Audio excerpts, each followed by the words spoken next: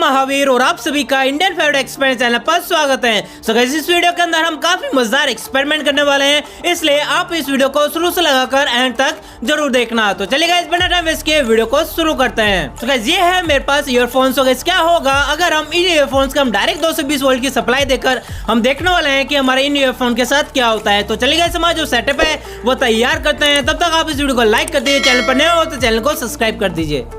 So guys, ये है मेरे पास ईयरफोन। इन ईयरफोन्स के अंदर सबसे पहले हम गाना चला लेते हैं, जिससे आपको पता चल जाएगा कि हमारे जो ईयरफोन्स है वो बिल्कुल सही हैं।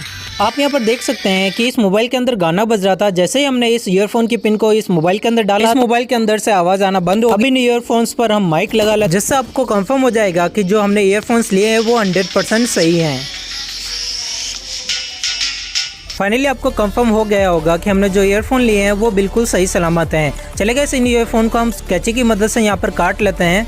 इन ईयरफोन्स को काटने के बाद जो हमारा माइक वाला हिस्सा बचता है उसको संभाल के रख लेंगे। और साथ ही में गाइस, हमारे पास इस ईयरफोन के दोनों स्पीकर को हम यहाँ पर इनके वायर छील लेते हैं। अब इन ईयरफोन्स के जो वायर हैं इनको हम जला लेते हैं, जिससे क्या होगा कि इस वायर पर लगी हुई कोटिंग वो जल जाएगी और हमारे जो वायर हैं वो एकदम प्योर तरीके से बाहर आ जाएंगे। अब इस जले हुए कोटिंग को हटाने के लिए मैंने यहाँ पर चाकू इस्तेमाल किया है। इस चाकू की मदद से हम इस वायर को अच्छी तरीके से साफ कर देंगे। अब हम एक वायर लेंगे। इस वायर के एक साइड में हमारी पिन लगी हुई है और दूसरी साइड में हमारे जो वायर हैं वो छिले हुए हैं। इस छिले हुए वायर पर हम इन ईयरफोन्स के वायर को हम अच्छी तरीके से कनेक्ट कर देंगे।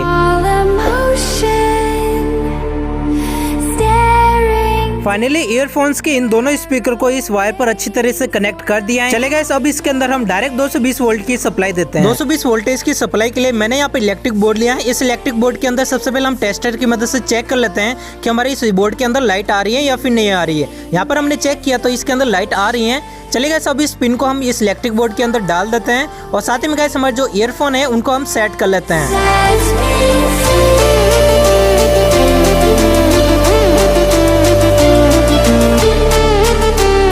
अब इन स्पीकर के पास मैं माइक रख लेता हूं। अगर इन स्पीकर के अंदर कोई भी हलचल, कुछ भी आवाज आती है तो हमारा जो माइक है वो उस आवाज को रिकॉर्ड कर लेगा। फाइनली हमारा जो सेटअप है वो कंप्लीट हो चुका है। चलिए गाइस, अब हम स्विच को ऑन करते हैं।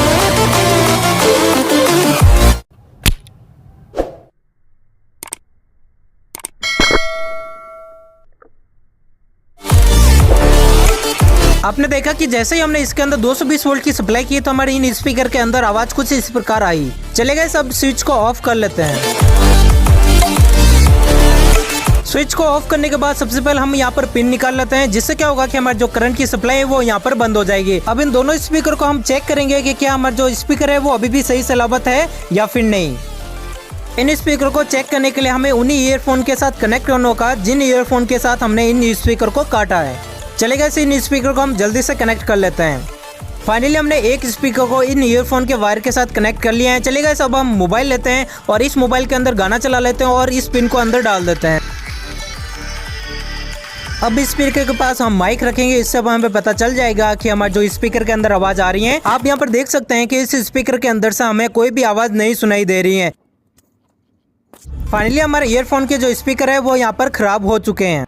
सो गाइस, वीडियो अच्छी लगे वीडियो को लाइक कर दीजिए, चैनल पर नए हो तो चैनल को सब्सक्राइब कर दीजिए। मिलते हैं फिर से कोई नई वीडियो नए एक्सपेरिमेंट के साथ। तब तक के लिए जय हिंद।